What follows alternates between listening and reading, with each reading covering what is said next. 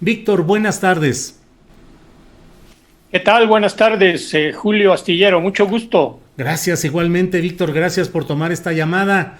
En casa, ¿cómo va el trabajo ahora en cubículo de investigador de la UNAM, regresando a la actividad de investigación? Pero ¿cómo vas, Víctor? Sí, muy bien, retomando todo, pero todavía con los ecos, las reverberaciones de mi paso por el sector público, pues digamos, procesando, digiriendo, ¿no? La experiencia que tuve allí por primera vez en mi vida, porque yo siempre estuve en la academia o en la militancia ambientalista. Ujú. Y pues también confirmando algunas hipótesis que yo tenía Ajá. y pues sí, Sí, muy diferente estar viendo los toros desde las barreras que estar en el ruedo, adentro del ruedo, ¿no? claro. ¿Te arrepientes de haber aceptado ser secretario del Medio Ambiente con el presidente López Obrador, Víctor Toledo? No, para nada. Digamos, fue un intento. Me hubiese gustado tenerlo esto 10 años antes o 20 años antes, Ujú. porque sí pesa finalmente el tema de la edad, ¿no? Pero no me arrepiento, he aprendido muchísimo y sobre todo creo que me quedó más claro lo que sigue ahora. Ujú. Creo que me queda más claro. Ha salido Alfonso Romo de la jefatura de la oficina de la presidencia. Creo que a eso te refieres cuando dices que algunas de tus hipótesis o planteamientos se han confirmado, pero no estoy tan seguro de que termine la relación de protección a ciertos negocios o de conflicto de intereses. ¿Pero crees que ha sido benéfica pues esta salida de Alfonso Romo? A ver, es que lo primero que ya lo tengo claro es que, a ver, primero, no podemos descontextualizar el gobierno de la 4T del resto de América Latina y de los gobiernos progresistas que Ujú. hubo, toda la primera oleada. Quisiera recordarles que, digamos, hace 10, 15 años, pues México estaba en la cola del tren latinoamericano, ¿no? Ujú. Con gobiernos neoliberales tremendos, llenos de corrupción y, en fin, lo que ya sabemos.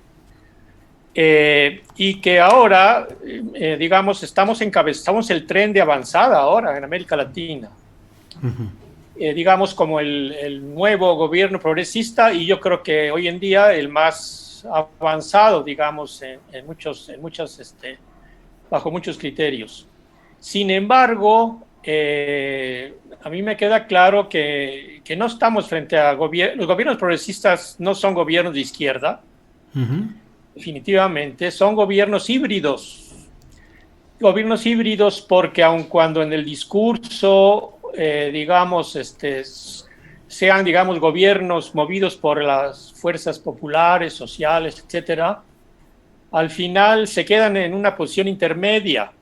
Es decir, por un lado, por supuesto que realizan acciones muy favorables para toda la crisis que estamos viviendo en la región y en el mundo, pero se quedan muy cortos porque finalmente hacen un juego, digamos, y esto en el caso nuestro, pues da lugar a un gobierno híbrido, es decir, donde está toda la gama de posiciones dentro del gabinete, por ejemplo, y allí depende mucho de la presión que, digamos, hagan las propias fuerzas sociales del partido que está en el gobierno, o bien se paralizan, ¿verdad? Y en este caso, pues en México Morena, como hemos visto en estos 2 años, hasta hace 3 días pudimos ver algo de Morena, ¿no? Cuando Ujú. convoca esta reunión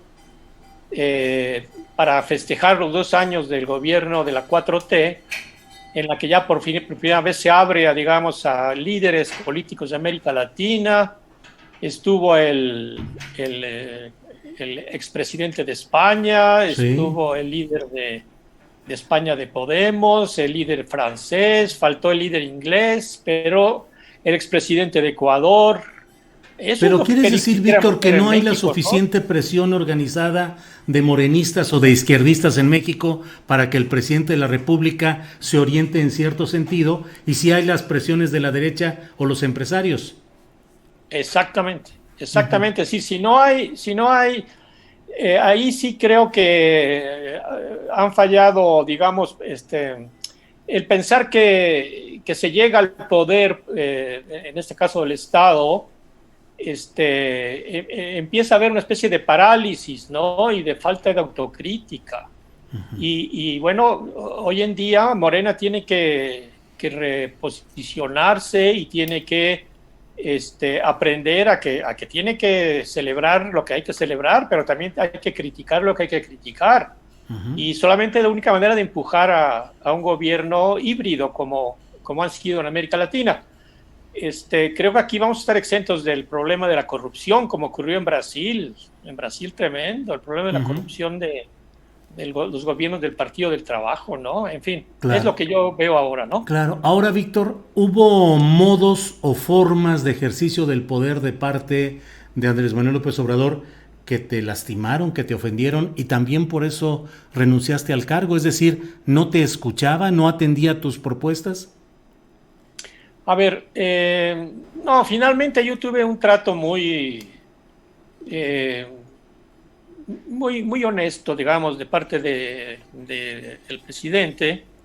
Eh, pero esto va más allá de lo que yo podía o no podía hacer, porque en realidad hay un buen posicionamiento en varios temas, pero no hay finalmente una política ambiental y eso se expresa en el presupuesto, por ejemplo.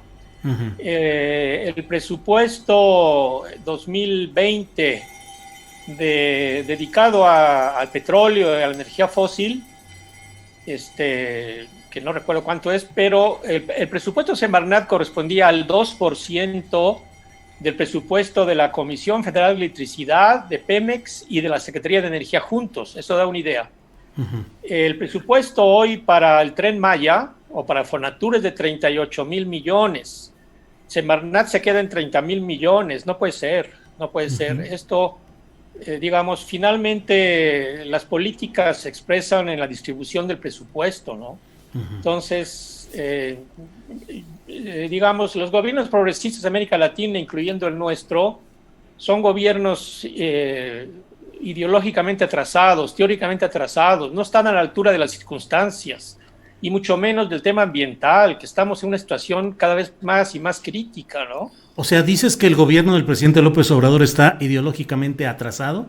Por supuesto, Ujú. por supuesto, lo puedo decir hoy con toda claridad, y especialmente, digamos que está sintonizado bien en lo social, pero no en lo ambiental, mientras que por otro lado, pues lo que está pasando en Europa con los movimientos en Inglaterra, con Extinction Rebellion, con los ecosocialistas en Francia que avanzaron en las elecciones, que le están doblando la mano a los gobiernos. Y no llegamos en China, ¿no? En China el Partido Comunista Chino y el gobierno chino ya adoptaron la revolución ecológica de aquí al 2035, por ejemplo, ¿no? Más movimientos populares como los que pasan en Kurdistán, con los kurdos, con un movimiento no solamente de guerrillas, sino movimiento político, ecológico y feminista y de autogestión de cooperativas. O sea, es Claro. lo que se viene, ¿eh? Mi nuevo libro que estamos preparando, que ya lo tengo amarrado con una editorial, la que me está publicando últimamente, es sobre la línea de que el futuro del planeta es rojo y verde, y en México igual, ¿eh? No hay opción. Aquí se van a dar movilizaciones muy importantes en cuanto se conjunten fuerzas populares y que debe incluir a Morena, por supuesto, pero vamos por ahí, ¿eh? Vamos por ahí. Ahora, Víctor, ¿qué representaba Alfonso Romo? Una estrategia híbrida, como dices, del presidente López Obrador de impulsar por un lado algunas cosas, pero tener contenedores como Romo en otra, o realmente Alfonso Romo estaba representando ahí intereses empresariales muy concretos que estaban deformando el sentido del ejercicio gubernamental. Bueno, depende de cómo lo queramos ver, digamos, siempre hubo una relación cordial de diálogo, en ciertos, digamos, problemáticas, por ejemplo, la del caso del Grupo México, que todavía se quedó pendiente, ya no pudimos resolver eso, pero allí el fideicomiso no se cubrió para pagarle a los afectados de la contaminación del río Sonora. Y Y Romo quiso Alfonso, que tú le bajaras a la acción de gobierno a favor de los bueno, Larrea. sí, no, tuvimos diálogo con el dueño de Grupo México. Uh-huh. Yo nunca me negué al diálogo, al contrario, sigo, para empezar, inauguramos una nueva época porque yo estuve presente en cualquier conflicto, que tuvimos más de 50 conflictos en estos 15 meses, pues, y estuve con los yaquis allí, con los gobernadores yaquis, y estuvimos con los afectados del río Sonora, estuvimos en Yucatán, en donde fuera necesario estaba, y también con los empresarios, porque entiendo que somos un gobierno, es un gobierno que tiene que abrirse al diálogo, ¿no? Totalmente, pero no, digamos que Alfonso Romo se mantuvo buscando siempre la conciliación, pero al final, pues sí, pues digamos, pues todo su último proyecto general, que les recuerdo al auditorio que Aristegui Noticias hizo una denuncia de este proyecto de Alfonso Romo, y nos encargó el presidente la investigación. Ahí hicimos la investigación, está toda la investigación, pendiente quedó, no sé qué va a pasar con esta investigación, pero sí. Lo del agua, las concesiones del agua en el sur, en el territorio. Yucatán, en la provincia de Yucatán, porque esta empresa, agroempresa de Romo y demás, se dedica en el municipio de Tizimín, se dedica a generar granos para alimentar las granjas de cerdos, las granjas porcícolas, que son un desastre ecológico, ambiental tremendo, y que usan, por supuesto, plaguicidas, y donde pudimos corroborar que digamos, por efecto de la contaminación de los plaguicidas, Tizimín es el segundo municipio con mayor número de afectados por cáncer. O sea, hace falta refinar más, pero ahí está todo, tenemos toda la información, hicimos recorridos con la Procuraduría del Ambiente, en fin. Pues hay muchas cosas, ¿no? Que se quedaron por ahí. Ahora sigue el mismo sentido político a cargo del secretario de Agricultura, Víctor Manuel Villalobos. Perdón. Es decir, bueno, sigue la misma historia. Pues sí, sigue la misma historia, porque allí, pues sí, bueno, yo escribí un artículo pues muy álgido, ¿no? En la jornada, cuando supimos de la elección de mi colega Víctor Villalobos, porque pues es que viene de una trayectoria totalmente contraria, y ya lo ha afirmado últimamente, ¿no? Es decir, que pues hay que, no se puede retirar el glifosato, el plaguicida, y él estuvo a favor de los transgénicos, aunque ahora ya reconoció que no. Pero sí, pues está toda esa contradicción ahí, evidente, y lo que a mí me preocupa es que no acaba de salir ¿cómo se llama?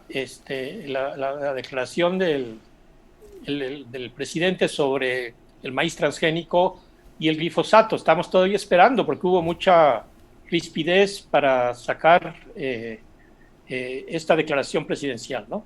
Este decreto, es un decreto, sí. Que allí es donde se expresan también los intereses de este grupo de Alfonso Romo y de Víctor Villalobos, en lo del glifosato y de los transgénicos. Sí, digamos que, y habíamos llegado a un acuerdo bueno, hay un acuerdo de retiro gradual, pero el presidente en una reunión dijo, a partir de ahora no se va a usar más glifosato en ningún programa de gobierno, sobre todo en Sembrando Vida. Y bueno, yo espero que ya en unas horas o días tengamos el decreto. Va a ser muy importante este decreto, porque sí, mire, los gobiernos progresistas de América Latina, Brasil y Argentina, incluso Bolivia, doblaron las manos frente a la soya transgénica, incrementaron las superficies de manera impresionante, y y las políticas agrarias de Brasil especialmente eran totalmente pues en manos de los grandes propietarios, los grandes latifundistas brasileños, ¿no? Ujú. Sí. Ahora, dentro de esto que hablas y en alguna parte de lo que estamos platicando, señalas que grupos sociales pueden irse organizando para exigir exigencias relacionadas con el medio ambiente, con lo ecológico, con los recursos naturales. En el sur del país está asentado pues los principales proyectos de este gobierno, del gobierno del presidente López Obrador, y al mismo tiempo hay una resistencia de grupos sociales, de campesinos, de indígenas, de comunitarios. ¿Crees que ahí habrá una resistencia fuerte en lo inmediato por causa de muchos de estos errores en materia ambiental? Sí, pues sí, nosotros también, mientras estuve yo ahí, teníamos a todo un equipo trabajando, digamos, con la gente, con las comunidades, tanto en la península de Yucatán para el Tren Maya como en el Istmo. Ajá. Y en general yo puedo decir que sí. En México ahorita, por lo que nosotros tuvimos contacto con unos 1.500 organizaciones ambientalistas del país, Ajá. que lamentablemente pues están fragmentadas, están aisladas, pero si estos se decidieran unirse y hacer un frente común nacional, son una fuerza muy importante. Además de los ambientalistas urbanos, Greenpeace tiene 1 millón de seguidores en el Facebook, ¿no? Ajá. Que es todo el sector, digamos, de jóvenes clase medieros, pero muy activos también. En fin, yo creo que, insisto, el futuro es rojo y verde, es decir, el futuro del planeta es rojo y verde y de México también. Se va a ir dando gradualmente, pero todo apunta hacia allá, digamos, y allí, pues, pues los gobiernos se van a tener que digamos, si hay presión social, van a tener que mover sus políticas, ¿no? Es Claro. lo que yo. Ahora, en el Tren Maya en específico, ¿hubo consulta a las comunidades en los términos legales válidos en México y a nivel internacional? ¿O la consulta que se hizo crees que no tuvo validez jurídica? No, totalmente, tuvo validez jurídica, sí, porque por ahí vi, creo que fue una entrevista contigo, me parece que sí, alguien, una colega, ¿verdad? Que opinó, Uh-huh. creo que es de Poder, me parece, Sí, sí, de pero poder. no, a ver, la consulta se hizo, y digo, estuvieron presentes en esos 2 domingos, no, fueron 2 días, sábado y domingo, o creo que fueron dos fines de semana, estuvieron presentes el 80% de los comisariados ejidales. Uh-huh. Estuvieron presentes también presidentes municipales. Y lo que se reclama es que no estuvieron las comunidades, pero en todo caso, pues ya ahí ya hay un grado, digamos, de representatividad de las comunidades, pues que es muy importante. Digo, no se eligen a los presidentes municipales y a los comisariados, digamos, en el vacío, donde lo que está faltando, porque tenemos todo mapeado perfectamente, son todas las organizaciones de resistencia maya en Península de Yucatán, Uh-huh. que incluyen las organizaciones de apicultores, que son importantísimos. Tenemos los ejidos forestales mayas, los chicleros, los que hacen turismo alternativo, los conservacionistas. Nosotros tenemos y tuvimos contacto con todos ellos, Uh-huh. que digamos, que en todo caso van a ser los que van a hacer la mayor resistencia, ¿eh? Sí. Porque ya los mayas no han estado allí de manera pasiva. Estas son mecanismos de resistencia social, civil, cultural, que están presentes, ¿no? Claro. En fin, vamos a ver, no sé qué va a pasar, no puedo predecirlo, Sí, pero sí, pero Víctor, hay una exigencia, un planteamiento jurídico en un convenio, el 169 de la Organización Internacional del Trabajo, que establece que este tipo de consultas deben ser, deben de tener, ser con convocatoria previa suficiente, participación libre, informada y culturalmente adecuada. ¿Se cumplieron con esos requisitos y por tanto se cumple con lo de ese convenio internacional? Yo creo que sí, se buscó, por supuesto, esto lo hizo el INPI, ¿no? El Instituto de los Pueblos Indígenas. Participamos también Semarnat y muchas secretarías, bienestar, gobernación, etcétera. Digamos que se trató de hacerlo. Ahora, es que un proyecto como el del Tren Maya, que es un proyecto primero, es un proyecto enorme, digamos, ¿no? Que tiene dos fases muy claras. Una es la construcción del tren por sí mismo. Eso para mí no tiene mayor complicación, se puede resolver todo. Lo que sigue es lo problemático. ¿Cómo poder predecir los impactos de estos polos de desarrollo, de estos polos urbanos, de estos polos de turismo, ¿no? Que se quieren abrir a lo largo del Tren Maya? ¿Cómo poder comunicarle a las comunidades este grado de complejidad de un megaproyecto como el Tren Maya? Es que no es fácil tampoco, ¿no? Del lado, digamos, de este lado. Entonces, es que no es fácil, digamos, el convenio de la OIT, pues sí lo deja muy claro, pero frente a un megaproyecto de esta naturaleza tan amplio y con tanto tiempo, ¿no? Que va a tardar varios años, ¿cómo? No sé. Claro. Sí. Víctor, ¿regresarías a algún cargo en este gobierno? No creo. ¿No? No creo, ya, digamos, digamos, no, yo creo que ahorita mi contribución ya individual, mi contribución, mi grano de harina, de arena, o de harina también. Sí, también.